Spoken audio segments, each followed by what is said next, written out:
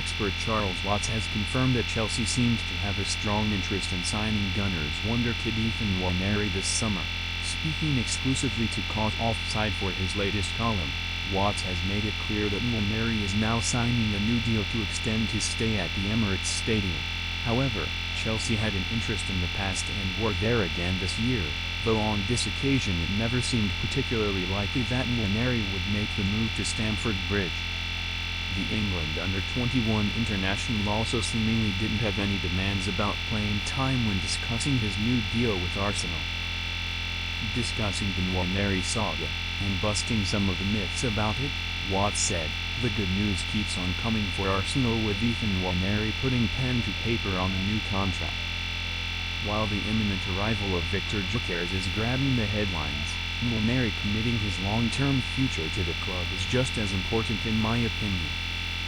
Arsenal were always quite calm about Nwaneri's situation, but with just a year remaining of his old deal it was an issue that needed resolving.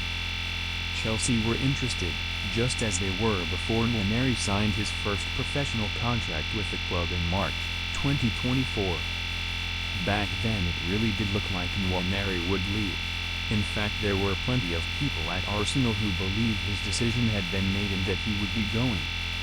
But he opted to stay and reject the advances of both Chelsea and Manchester City, who had been offering big money in an attempt to lure him away. Things never got that close this time around. While there may have been strong interest, Nwaneri's preference was always to stay at Arsenal and the club were always confident he would stay.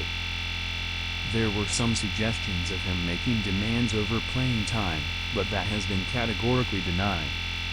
It just wasn't the case.